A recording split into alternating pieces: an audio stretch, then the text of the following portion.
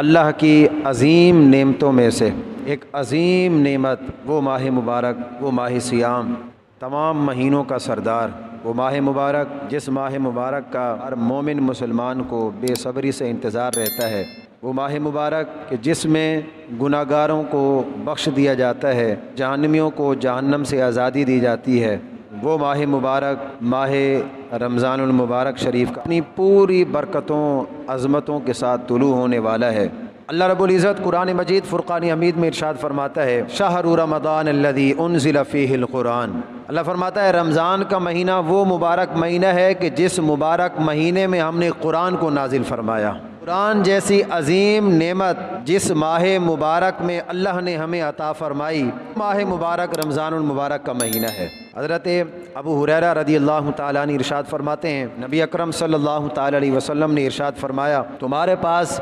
رمضان آنے والا ہے، برکتوں والا مہینہ آ رہا ہے، فرمایا اللہ نے تمہارے اوپر اس ماہ سیام کے روزے فرض کیے ہیں، اور حضور نے فرمایا یہ وہ مہینہ ہے کہ اس ماہ مبارک میں آسمان کے تمام دروازوں کو کھول دیا جاتا ہے۔ اور دوسری روایت میں یہ بھی آتا ہے کہ وہ مبارک مہینہ ہے عید الفطر کا چاند جب نظر آتا ہے اس وقت سے لے کر آئندہ سال رمضان کے چاند نظر آنے تک جنت کو سنوارا جاتا ہے، تیار کیا جاتا ہے، سارا سال جنت کو تیار کیا جاتا ہے۔ جیسے ہی رمضان کا چاند نظر آتا ہے انہوں نے فرمایا پھر جنت کے تمام دروازوں کو کھول دیا جاتا ہے اور آخر رمضان تک پھر اس کا کوئی دروازہ بند ہی نہیں کیا جاتا۔ حضور نے فرمایا اس مبارک مہینے میں جہنم کے تمام دروازوں کو بند کر دیا جاتا ہے، اور فرمایا سرکش شیطان کو جکڑ دیا جاتا ہے۔ فرمایا اللہ نے تمہیں اس مبارک مہینے میں ایک رات عطا کی ہے، وہ رات 1000 مہینوں سے بھی بہتر ہے۔ فرمایا بدبخت اس رات کی عظمت سے محروم ہو جاتا ہے تو وہ ہر قسم کی خیر سے محروم ہو جاتا ہے۔ ہمیں اس مہینے کے لیے اپنے آپ کو تیار کرنا چاہیے، اس لیے یہ وہ مبارک مہینہ ہے کہ اس مبارک مہینے کی ہر گھڑی ہر لمحہ اللہ رب العزت کی رحمتوں کا نزول ہوتا ہے۔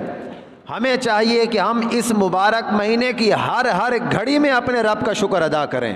دن میں روزہ رکھیں، راتوں کو نفلی قیام کا اہتمام کریں، نماز تراویح مستقل طور پر پورا رمضان پڑھیں۔ اللہ کا مہمان ہمارے پاس آ رہا ہے، اور یہ دنیا کا اصول ہے جب کوئی مہمان آتا ہے نا، کسی کا ہمارا اپنا کوئی مہمان آ جائے یا ہمارے کسی دوست کا کوئی مہمان آ جائے تو ہم اپنی پوری کوشش کرتے ہیں اس کی مہمان نوازی کرنے کی، اس کو راضی کرنے کی، اس کو خوش کرنے کی۔ یہ مہینہ تو اللہ کا مہمان ہے، یہ ہمارے پاس آ رہا ہے، ہم نے اس مبارک مہینے کی اس طرح سے مہمان نوازی کرنی ہے، زیادہ سے زیادہ اللہ کی عبادت کرنی ہے، زیادہ سے زیادہ قرآن مجید کی تلاوت کرنی ہے،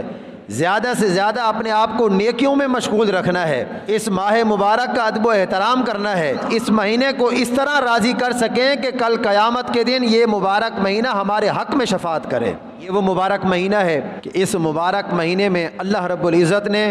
انسانوں کی رہنمائی کے لیے اپنے بندوں کو جنت کا راستہ بتانے کے لیے 4 مشہور آسمانی کتابیں جو نازل فرمائیں،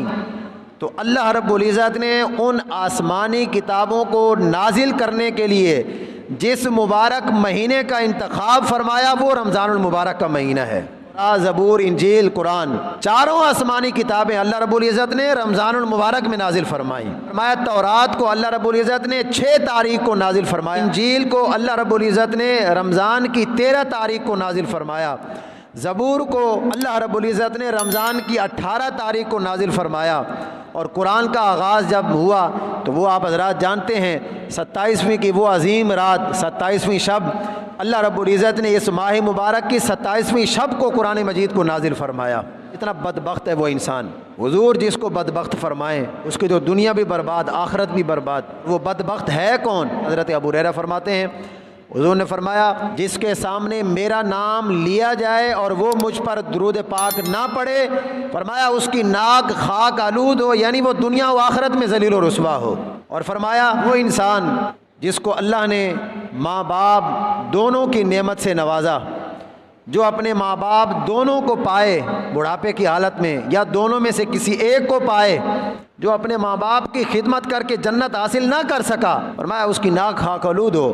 وہ دنیا و آخرت میں ذلیل و رسوا ہے۔ فرمایا وہ بدبخت انسان اس کی ناک بھی خاک آلود ہو، مطلب یہ ہے کہ وہ بھی دنیا و آخرت میں ذلیل و رسوا ہے۔ کون؟ فرمایا اللہ نے جس کو رمضان المبارک کا مہینہ نصیب کیا ہو اور وہ رمضان کا مہینہ پا کر بھی اپنے گناہ نہیں بخشوا سکا تو وہ بھی دنیا و آخرت میں ذلیل و رسوا ہے۔ جس کو یہ مہینہ بھی ملا ہو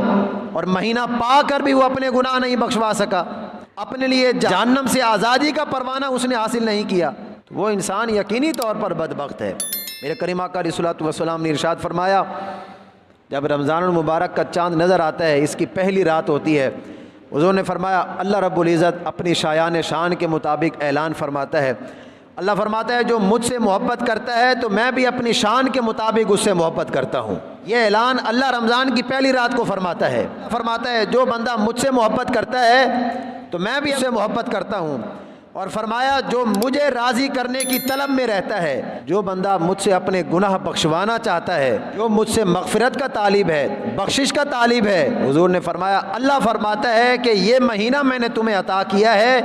جو مجھ سے اپنا گناہ بخشوانے کا طالب ہے تو اے فرشتوں گواہ ہو جاؤ اس ماہ مبارک کے صدقے میں اس کے گناہوں کو بخش دیتا ہوں، میں اس کی مغفرت فرما دیتا ہوں۔